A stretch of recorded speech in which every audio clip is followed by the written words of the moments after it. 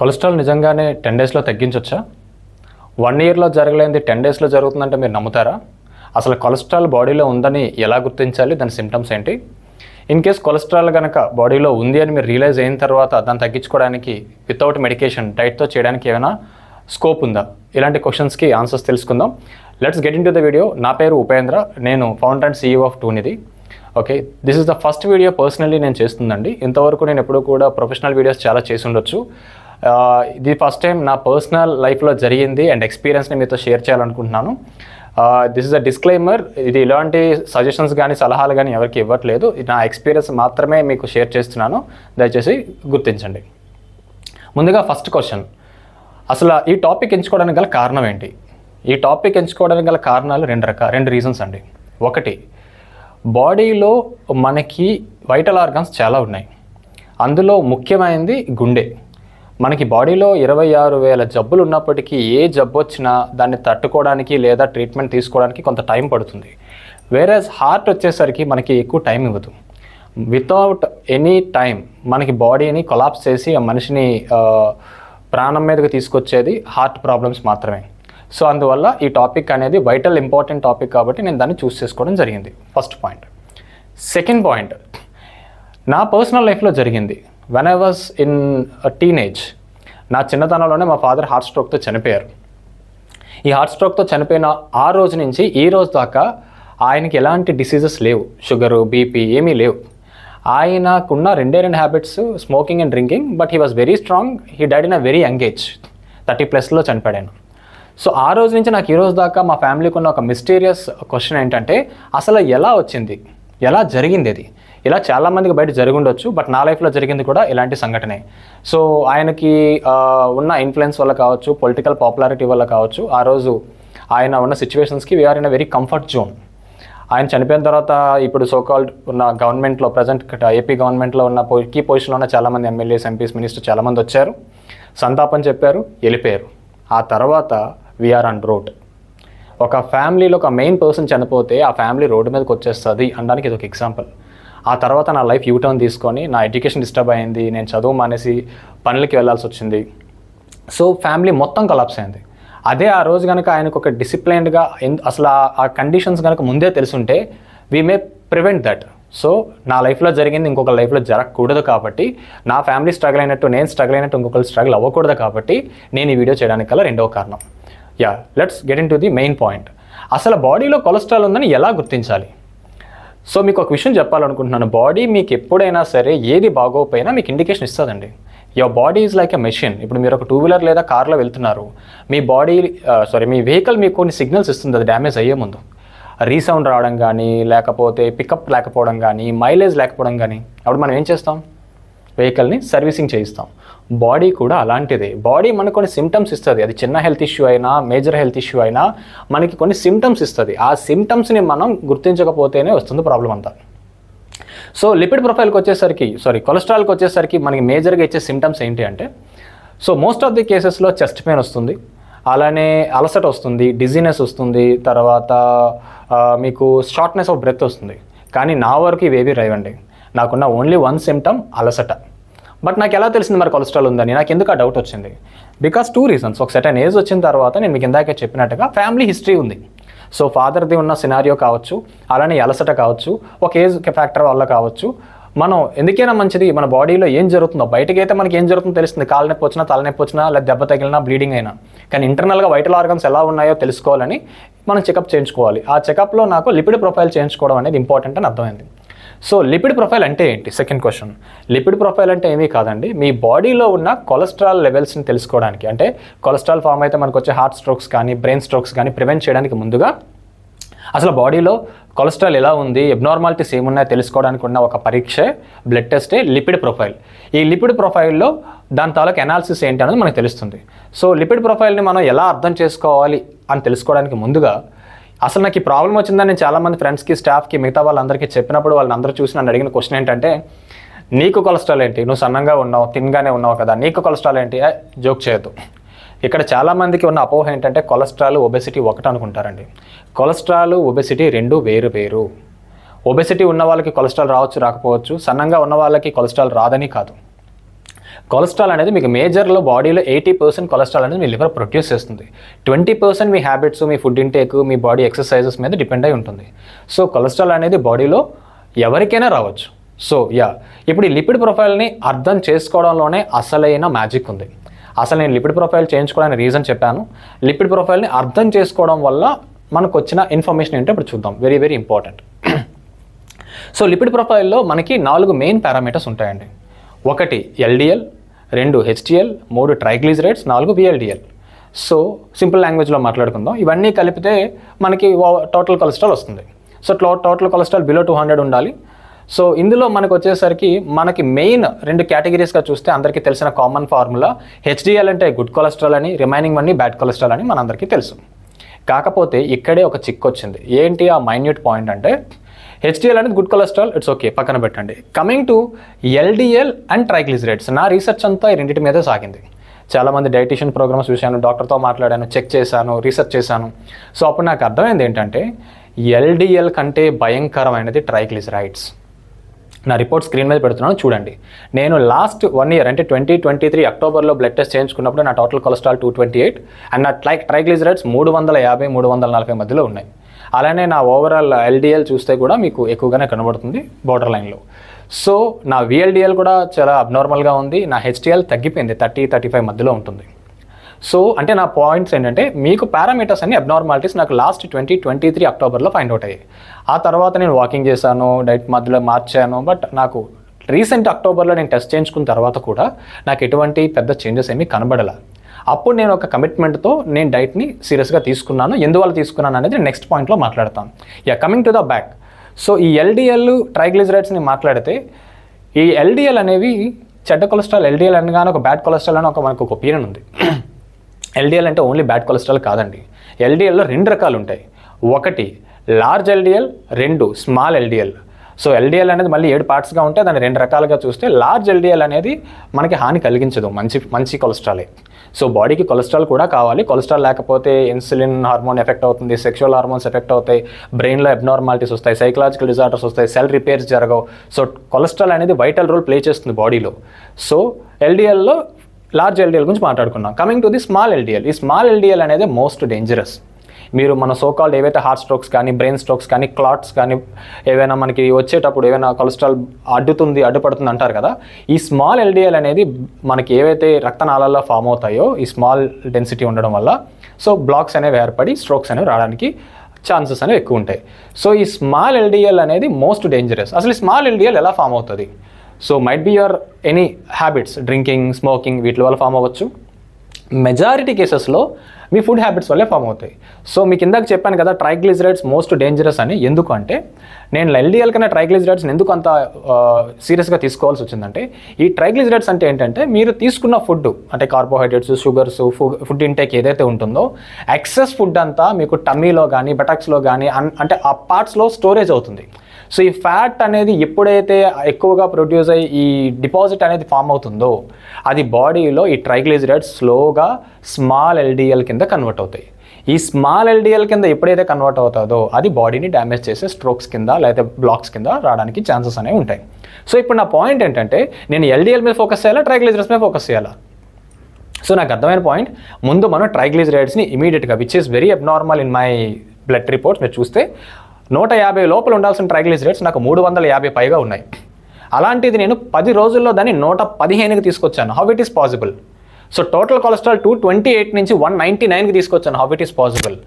VLDLని నేను 27కి తీసుకొచ్చాను. How it is possible? 65 నుంచి. అలానే HDL 33 నుంచి నేను 45కి తీసుకెళ్ళాను. How it is possible? అంటే only diet. So before the diet program, మీరు వెయిట్ చేస్తున్న ప్రోగ్రామ్ ఏదైతే నేను స్టార్ట్ చేశానని చెప్పానో దాని గురించి మీకు ఇన్ఫర్మేషన్ షేర్ చేసే ముందు ఫైనల్ పాయింట్, LDLలో 2 రకాలు ఉంటాయి, మంచి LDL, చెడ్డ LDL. సో మీ ట్రైగ్లిజరైడ్స్ పెరుగుతూ LDL కూడా పెరిగింది అంటే మీ బాడీలో బ్యాడ్ కొలెస్ట్రాల్ ఎక్కువగా పెరుగుతుంది అని అర్థం. మీరు ఏదైనా సరే డైట్ చేసినా, వర్కౌట్స్ చేసినా మీ LDL తగ్గుతూ మీ ట్రైగ్లిజరైడ్స్ తగ్గుతూ LDL పెరుగుతుంది అంటే బాడీలో లార్జ్ LDL పెరుగుతుంది అని అర్థం. ఇది కూడా నేను చాలా రీసెర్చ్ల ద్వారా తెలుసుకున్నాను. సో అది మన బాడీకి ఎటువంటి హాము చేయదండి. సో ట్రైగ్లిజరైడ్స్ తగ్గుతున్నప్పుడు LDL అనేది లైట్గా పెరుగుతుంది. నా బ్లడ్ టెస్ట్లో మీరు చూస్తే 115, 130 వరకు కూడా LDL వెళ్ళింది. దాని అర్థం ఏంటంటే అది మనకి బ్యాడ్ కొలెస్ట్రాల్ పెరిగిపోతుందని అర్థం కాదు. ఎందుకంటే మిగతా పారామీటర్స్ అన్ని మీకు మారుతున్నాయి. మీరు చూస్తే VLDL తగ్గింది, HDL పెరిగింది, ఓకే, టోటల్ కొలెస్ట్రాల్ తగ్గింది, ట్రైగ్లిజరైడ్స్ తగ్గాయి. సో LDL లైట్గా పెరిగిందంటే it's a good cholesterol, nothing to worry. కాకపోతే మన దగ్గర అడ్వాన్స్ టెక్నాలజీ టెస్టులు లేవు కాబట్టి లార్జ్ స్మాల్కి వెరీ రేర్గా ఎక్కడెక్కడ జరుగుతాయి తప్ప మనకి అన్ని దగ్గరలో అందుబాటులో లేవు. ఒకవేళ ఉందనుకుని చెక్ చేయించుకుంటే మీరు ఇంకా యాక్యురేట్ ఇన్ఫర్మేషన్ కూడా తీసుకోవచ్చు. This is one thing. ఇప్పుడు మీకు అర్థమైంది ఏంటి, LDL పెరుగుతూ ట్రైగ్లిజరైడ్స్ పెరుగుతున్నాయంటే it's a bad cholesterol. Triglycerides అబ్నార్మల్గా తగ్గుతూ LDL మైల్డ్గా పెరిగాయంటే it's not nothing to worry. So నేను చేసిన డైట్ ప్రోగ్రామ్ ఏంటో ఇప్పుడు చూద్దాం. ఇలా లిపిడ్ ప్రొఫైల్ని అర్థం చేసుకున్న తర్వాత అసలు నేను చేస్తున్న తప్పులు ఏంటి, మిస్టేక్స్ ఏంటి అనేది నేను ఫస్ట్ చూశాను. సో నా చిన్నతనం నుంచి నేను చేసింది ఏంటంటే నా కార్బోహైడ్రేట్స్ ఇంటేక్స్ అనేవి ఎక్కువ, అంటే ఎక్కువగా నేను రైస్ ఎక్కువగా తినడం, కర్రీస్ తక్కువగా తినడం, డీప్ ఫ్రైస్ ఎక్కువగా తినడం, నాన్ వెజ్ ఇండిసిప్లిన్గా తినడం, వీటి వల్ల నాకు ఈ ప్రాబ్లం వచ్చిందని నాకు అర్థమైంది. ఇప్పుడు దీన్ని ఎలా తగ్గించుకోవడానికి నా దగ్గర 2 ఆప్షన్స్ ఉన్నాయి. ఒకటి మందులు వాడడం. నేను చెప్పాను కదా లాస్ట్ ఇయర్ నాకు ఎప్పుడైతే కొలెస్ట్రాల్ ట్రైగ్లిజరైడ్స్ అబ్నార్మల్గా ఉన్నాయో ఆ వెంట ఆ కార్డియాలజిస్ట్, మా ఫ్యామిలీ డాక్టర్ దగ్గరికి వెళ్ళాను. ఆయన TMT 2DECO అన్ని వాలంటీర్గా నేను చెక్ చేయించుకున్నాను. అన్నీ చెక్ చేయించుకున్న తర్వాత he suggested me a tablet called statin. అది మన కొలెస్ట్రాల్ని తగ్గిస్తుంది. సో నా ముందు 2 ఆప్షన్స్ ఉన్నాయి. ఒకటి నేను ట్యాబ్లెట్ వేసుకోవాలా, ట్యాబ్లెట్ వేసుకోవద్దా. ఇప్పుడు నేను ట్యాబ్లెట్ వేసుకుంటే నాకు వచ్చే అబ్నార్మాలిటీస్ ఏంటి, నేను స్టడీ చేశాను, సైడ్ ఎఫెక్ట్స్ ఏంటి. సో ఈ ట్యాబ్లెట్ వేసుకోవడం వల్ల నాకు వచ్చే సైడ్ ఎఫెక్ట్స్ ఏంటి, డెఫినెట్గా ఈ స్టాటిన్స్ లివర్ నుంచి ఎక్కువగా కొలెస్ట్రాల్ ప్రొడ్యూస్ అవుతుందని చెప్పాను కదా ఇందాక. ఈ కొలెస్ట్రాల్ ప్రొడక్షన్ని ఆపుతాయి. సో దట్ మన కొలెస్ట్రాల్ తగ్గడం వల్ల హార్ట్ రిస్క్ తగ్గుతుంది. యాక్చువల్లీ మన లాజిక్ ఇది. కాకపోతే దీంట్లో ఉన్న ఇబ్బంది ఏంటంటే లాంగ్ టర్మ్లో లివర్ డ్యామేజ్ అవుతుంది, అలానే డయాబెటిక్ రావడం జరుగుతుంది. అండ్ ఇది ఒక రీజన్ నేను ట్యాబ్లెట్ వేసుకోకపోవడానికి. ఇది అందరికీ వచ్చే సైడ్ కామన్ డౌటే. రెండోది, నేనున్న ప్రొఫెషన్లో నేను ఇప్పటిదాకా 1000 మెంబర్స్ ఆఫ్ కస్టమర్స్తోని పేషెంట్స్తో మాట్లాడుంటాను, హండ్రెడ్స్ ఆఫ్ పీపుల్ క్లెయిమ్స్ చూసుంటాను. నాకున్న ఎక్స్పీరియన్స్లో లైఫ్ స్టైల్ డిసీజ్ వచ్చిన ఏ ఒక్కరూ కూడా నేను మందులు మానేశానని చెప్పిన వాళ్ళని ఇప్పటిదాకా వినలే. వాళ్ళు ఎవ్రీ ఇయర్ వాళ్ళ తాలూకా ట్యాబ్లెట్స్ తాలూకా డోసేజ్ పెరుగుతుంది. 100 mg, 500 నుంచి 1000 ఇలా MGs పెరుగుతున్నాయి, లేకపోతే మల్టిపుల్ హెల్త్ ఇష్యూస్ యాడ్ అవుతున్నాయి. అంతే తప్ప అందులో గుడ్ డైట్ చేసే వాళ్ళు ఉన్నారు, డైట్ చేయలేని వాళ్ళు ఉన్నారు. బట్ ఎవరికి కూడా మెడికేషన్ని నేను అవాయిడ్ చేశానన్న పేషెంట్ని కానీ కస్టమర్ని కానీ నా జర్నీలో చూడాల. పోనీ ఇంత చేసిన తర్వాత వాళ్ళని రిస్క్ ఆపుతున్నారా, అల్టిమేట్లీ స్టంట్లు పడుతున్నాయి, అల్టిమేట్లీ సర్జరీలు, ఆపరేషన్స్ ఇవన్నీ కామన్గా అవుతున్నాయి. సో ఇవన్నీ చూసిన తర్వాత నాకు ఆలోచించినట్టు ఒకటే వచ్చిన థాట్ ఏంటి అంటే, నువ్వు ప్రాబ్లమ్ని ఇప్పుడే ఆపాలి. Because it's early stage. ఎందుకంటే నీకు ఎలాంటి సైడ్ ఎఫెక్ట్స్ లేవు, షుగర్లు, బీపీలు అలాంటివి లేవు. అట్ ద సేమ్ టైం ఇలాంటి మందు, సిగరెట్, స్మోకింగ్ ఇలాంటివి ఏమీ లేవు. కాబట్టి నువ్వు దాన్ని ఇప్పుడే ఆపాలి. ఇప్పుడు ఆపకపోతే ఎప్పుడు ఆపలేవు. So first priority is diet. Lifestyle diseases ఎప్పుడూ కూడా డైట్తోనే మొట్టమొదటి మనం ట్రై చేయాలి. లేదా జీవితాంతం మందులు వాడి ఆ సైడ్ ఎఫెక్ట్లు మనం ఇబ్బందులు పడాల్సిందే. ఒక ప్రాబ్లం ఆపితే ఇంకో ప్రాబ్లం రైజ్ అవుతుంది. ఆ ప్రాబ్లంలోకి నేను వెళ్లకుండా ఉండాలంటే నా ప్రాబ్లం ఎక్కడుందో నేను గుర్తించాలి. అదే నేను చేసింది. ఆ ప్రాబ్లంకి రూట్ కాజ్కి మందు వేయాలి. నేను చేసింది అదే. ఎలా చేశాను, let's get in to my diet plan. So first point, నేను డోంట్స్ పెట్టుకున్నానండి నా డైట్ ప్లాన్లో. డోంట్స్ ఏంటి, నేను చిన్నప్పటి నుంచి తిన్న కార్బోహైడ్రేట్స్ ఇంటేక్ ఇన్ని రోజుల బాడీలో డిపాజిట్ అయింది. దాన్ని కరిగించడం ఎలా? ఇప్పుడు మీ బ్యాంక్లో ₹1 కోటి ఉందండి. దాన్ని మీరు సంపాదిస్తూ బ్యాంక్లో వేస్తుంటే అది పెరుగుతుందా తగ్గుతుందా? పెరుగుతుంది, right? At the same time దాన్ని తగ్గించాలంటే ఏం చేయాలి? మీరు పని మానేసి ఆ డబ్బులు ఖర్చు పెట్టడం స్టార్ట్ చేయాలి. అలానే బాడీలో ఉన్న ఈ ఫ్యాటీ డిపాజిట్స్ని ఖర్చు పెట్టాలంటే 2 మార్గాలు. ఒకటి, ఖర్చుని పెంచాలంటే బాడీలో కొలెస్ట్రాల్ని కరిగించడానికి ఉన్న beautiful technique is intermittent fasting. ఇది వరల్డ్ వైడ్ చాలా సక్సెస్ఫుల్గా ఫామ్ అవుతుంది. మనం పాతకాలంలో చేసిన ఫాస్టింగ్ లాంటిది, బట్ ఇది ఫుల్ టైం ఫాస్టింగ్ కాదు. ఇంటర్మిటెంట్ ఫాస్టింగ్ అంటే మన బాడీని 16 hours పాటు ఏమీ తినకుండా బాడీని ఖాళీ కడుపుతో ఉంచడం, ఎక్సెప్ట్ వాటర్. సో మరి 16 గంటలు ఉంచితే ఎలా? గ్యాస్ట్రిక్లు రావా? ఏమీ రావండి.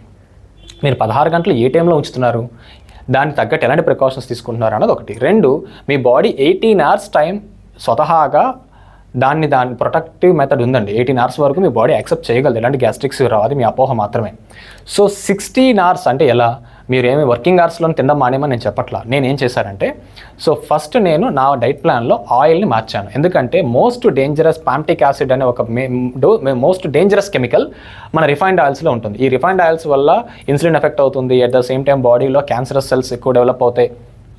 క్యాన్సర్కి మెయిన్ కారణాలు, సకల రోగాలకి మెయిన్ కారణమైన పాంటిక్ యాసిడ్ లాంటి ఫుడ్స్ని నేను అవాయిడ్ చేశాను. అందులో మెయిన్ ఆయిల్. ఆ ఆయిల్కి రీప్లేస్మెంట్గా 2 రకాల ఆయిల్స్ WHO సజెస్ట్ చేసింది. ఒకటి ఎక్స్ట్రా వర్జిన్ ఆలివ్ ఆయిల్ కాదు, ఎక్స్ట్రా వర్జిన్ ఆలివ్ ఆయిల్, లేదా మీకు గ్రౌండ్నట్ ఆయిల్. ఆ తర్వాత నెక్స్ట్ లెవెల్ మీరు అన్న నువ్వుల నూనె కానీ నెయ్యి కానీ థర్డ్ కేటగిరీ. సో నేనైతే గ్రౌండ్నట్ ఆయిల్ యూస్ చేస్తున్నాను. అలానే సాల్ట్ని అవాయిడ్ చేసి రాక్ సాల్ట్ని యూస్ చేస్తున్నాను. నెక్స్ట్ కార్బోహైడ్రేట్ ఇంటేక్ని బాడీకి ఎంత కావాలో అంతే ఇచ్చాను. నేను డైట్ ప్లాన్లో ఏమి సాక్రిఫైజులు చేసేయలేదు, నాకు నాన్ వెజ్ ఇష్టం అని చెప్పి నాన్ వెజ్ మానేయడం లేదు, ఏది మానలేదండి. నేను నోరు కట్టేసుకొని ఏమీ చేయలే. నేను చేసింది అంటే ఇప్పుడు చెప్తాను, క్లియర్గా వినండి. నా డైట్ ప్లాన్, నేను everyday morning 4 o'clock లేస్తానండి. 4 o'clock to 4:30 మధ్యలో లేచి ఫ్రెష్ అప్ అయిన తర్వాత 5 o'clock నేను వాకింగ్కి వెళ్ళిపోయేవాడిని. ఓకే, లాస్ట్ ఎప్పుడైతే నా రిపోర్ట్ వచ్చిన దగ్గర నుంచి నేను కమిట్మెంట్ పెట్టుకున్నాను 10-15 డేస్లో దీన్ని తగ్గించాలి అని. సో ఫస్ట్ పాయింట్ ఏంటంటే 5 o'clock నుంచి నేను 1 hour పాటు బ్రిస్క్ వాక్ చేశాను. అంతకు ముందు కూడా 1 year చేశాను, బట్ నాకు రిజల్ట్ రాలా. అప్పుడు when I spoke to my closest friends and doctors, what they suggested, brisk walk అనేది మీ హార్ట్ రేట్ని 120 to 140 పర్ బీట్స్ తీసుకెళ్ళాలి పర్ మినిట్. అలా తీసుకెళ్ళాలి అంటే మీరు మీ బాడీని కష్టపెట్టాలంటే ఏం చేయాలి? బ్రిస్క్ వాకింగ్ అంటే నార్మల్గా నడిచాను స్టెప్స్ కౌంట్ అయ్యి ఇవి కాదండి. 7 to 8 minutesలో మీరు 1 kilometer వాక్ చేశారా, that is called brisk walk. అప్పుడు మీ హార్ట్ బీట్ పెరుగుతుంది, మీ ఎరోబిక్ అనేది వర్కౌట్ అవుతుంది, దాని తాలూకు ఎఫెక్ట్ బాడీ మీద పడుతుంది.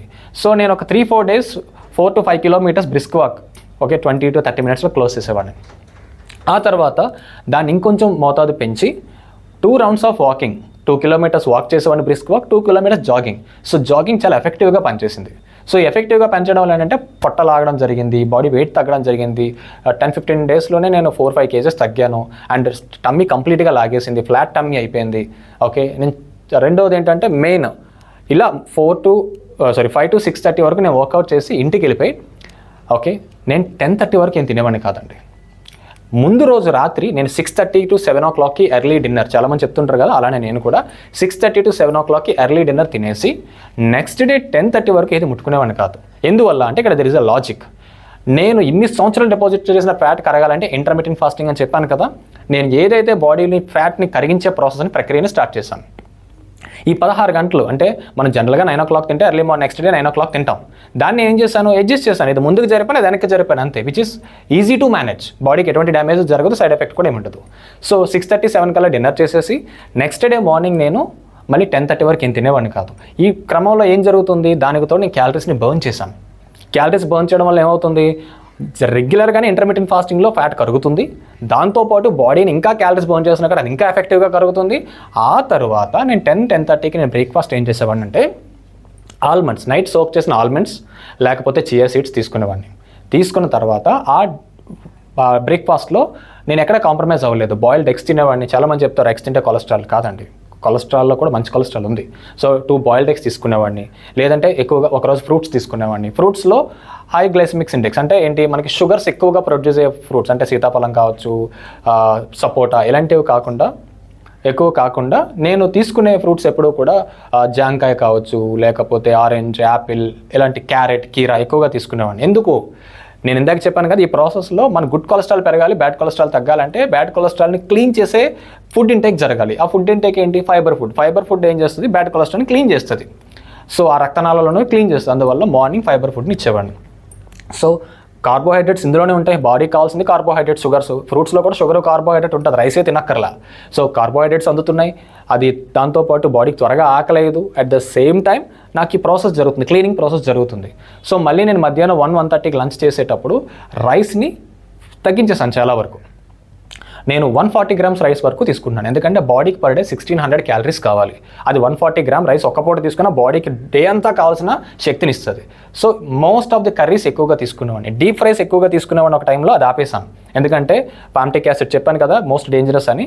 ఆయిల్ మార్చాను, ఫ్రైస్ తీసుకున్న లైట్ ఫ్రైస్ లేదా కర్రీస్, ఎక్కువగా కర్రీస్ తినేవాడిని.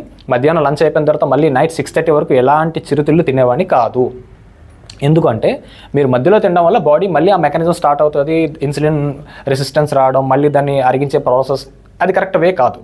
సో 6:30-7 o'clock మళ్ళీ డిన్నర్లో ఏం చేసేవాడిని అంటే నాకు ఇష్టమైన మీట్ అంటే ఫిష్ కావచ్చు, omega 3 ఉంటుంది కాబట్టి ఫిష్, మంచి సముద్రం చేపలు తినేవాడిని, బాయిల్డ్ ఎగ్స్ తినేవాడిని, లేకపోతే మీట్ ఎయిర్ ఫ్రైలో కుక్ చేసుకొని, ఓకే, ఆయిల్ తక్కువ వేసుకొని మీట్ తినేవాడిని, ఇదే తినేవాడిని. మళ్ళీ రైస్ తినేవాడిని కాదు, ఎందుకంటే మళ్ళీ ఫ్యాట్ని రైస్ని కలిపేవాడిని కాదు. ఫ్యాట్ అంటే మన మాంసం, లైక్ మన protein, fat in the sense fat కాదు, అంటే మనం ఫ్యాట్ని రైస్ని కలపకూడదు ఎప్పుడు. అంటే రైస్లో గీ వేసుకొని తినడం ఇలాంటివి తినేవాళ్ళం కాదు, లేకపోతే కూరలు ఇలాంటివి తినేవాళ్ళం కాదు. కానీ ఓన్లీ మీట్ ప్లస్ వెజిటబుల్స్. అంటే ఒక చికెన్ తింటే చికెన్ బ్రెస్ట్, లేదంటే బాయిల్డ్ ఎగ్స్ లేదా ఫిష్ ఇలాంటివి తింటూ, దాంతోపాటు రెడ్ మీట్ ఎక్కువ తినేవాడిని కాదు, వైట్ మీట్తో పాటు వెజిటబుల్స్ ఇన్ ద సెన్స్ మీకు క్యారెట్, కీరా, లేకపోతే ఇంట్లో ఉన్న నార్మల్ వెజిటబుల్స్ దాన్ని కుక్ చేసుకొని సలాడ్లో తినేవాడిని. సో టమ్మీ ఫుల్గా ఉండేది. అండ్ ప్రతిరోజు తిన్న తర్వాత అది మార్నింగ్ అయినా, మధ్యాహ్నం అయినా, ఈవినింగ్ అయినా నేను early morning brisk walk, jogging చేస్తూ కూడా ప్రతి ఫుడ్ తర్వాత ఆఫ్టర్ మీల్ ఒక 40 minutes అనేది కంపల్సరీగా బ్రిస్క్ వాక్ కింద ఒక మీడియం బ్రిస్క్ వాక్ అనేది చేసేవాడిని. ఇది నా డైట్ ప్రోగ్రామ్. ఇందులో నేను అవాయిడ్ చేసినవి అవాయిడ్ చేయకుండా నేను ఎక్కడ నా కోరికలు చంపేసుకోలేదండి. మార్నింగ్ నాకు టిఫిన్ అలవాటు, ఆ టిఫిన్ తీసి దాని బదులు పెసరట్లు వేసుకునేవాడిని, మినపట్లు వేసుకునేవాడిని, లేకపోతే సోడిపిండితోని రాగి మౌల్ట్ తాగేవాడిని, రాగి పిండి అట్లు వేసుకునేవాడిని, ఓకే, జొన్నలతో చపాతీ చేసుకునేవాడిని, ఓకే. సో మల్టీగ్రెయిన్ చపాతీలు తినేవాడిని, చికెన్ వేసుకొని చపాతీలు తినేవాడిని. అంత ముందు ఎలా తిన్నాను అలానే, కానీ దాంట్లో టెక్నిక్ అర్థం చేసుకొని బాడీలో ఫ్యాట్ ఎలా కరిగించాలి, దానికి ఇంటర్మీడియట్ ఫాస్టింగ్ని ఎలా అప్లై చేయాలి, ఏ ఫుడ్ ఎర్లీ మార్నింగ్ ఇంటేక్ ఏది ఇవ్వాలి, ఇలాంటివి అర్థం చేసుకొని బాడీలో కొలెస్ట్రాల్ని నేను కంప్లీట్గా 228 నుంచి 199కి, 350 నుంచి 115 ట్రైగ్లిజరైడ్స్కి తీసుకొచ్చాను. అండ్ ఫైనల్లీ బాడీ నా మాట వింటుందా లేదా అని చెక్ చేయడానికి ఆ లాస్ట్ 10 daysలో మళ్ళీ ఏం చేశానంటే డైట్ని కొంచెం సడలించి మళ్ళీ ఫుడ్ ఇంటేక్ని అబ్నార్మల్గా తీసుకోవడం మొదలుపెట్టాను. రైస్ ఐటమ్స్ ఎక్కువగా తీసుకోవడం, షుగర్స్ ఎక్కువగా తీసుకోవడం. మళ్ళీ నా కొలెస్ట్రాల్ అనేది పెరిగింది. 115 నుంచి 130 ట్రైగ్లిజరైడ్స్ వచ్చాయి. అలానే 112 నుంచి LDL 130కి పెరిగింది. దాని అర్థం ఏంటంటే మన ఫుడ్డే మన బాడీని డిసైడ్ చేస్తుంది. మీరు ఏం తింటే మీరు అదే. సో నేను మళ్ళీ దాన్ని డిసిప్లిన్ తీసుకొచ్చి నా బాడీ నా మాట వింటుందా లేదని నా మీద నేను ఎక్స్పెరిమెంట్ చేసుకున్నాను తప్ప కావాలని చేసింది కాదు. సో ఇప్పుడు ఇక్కడ నుంచి నేను చేస్తున్న ఎవ్రీడే డైట్ ఎంతవరకు ఏదైతే చెప్పానో అదే ఫాలో చేస్తున్నాను. సో ప్రాబ్లమ్ని సకాలంలో డయాగ్నోస్ చేయడం చాలా చాలా ఇంపార్టెంట్. చిన్నదే కదా, అది పెద్ద సిమ్టమ్ కాదు కదా అని వదిలేకండి. మీరు 3 నెలలకు 6 నెలలకు చెకప్స్ చేయించుకోండి. మీ ఫ్యామిలీని రోడ్డు మీదకి రాకుండా కాపాడండి. నా ఫ్యామిలీలో జరిగిన సంఘటన ఇంకొకరు జరగకూడదు. మన పిల్లల మొహం చూసినప్పుడల్లా మన హెల్త్ కండిషన్ గుర్తు రావాలి. 299 రూపీస్కి ఆన్లైన్లో బ్లడ్ టెస్ట్లు చేస్తూ చాలా టెక్నిక్స్ వచ్చాయి. సో అలాంటి ప్లాట్ఫామ్స్లో అప్లై చేసైనా మీరు ఎలర్ట్ అవ్వండి. Okay, thank you.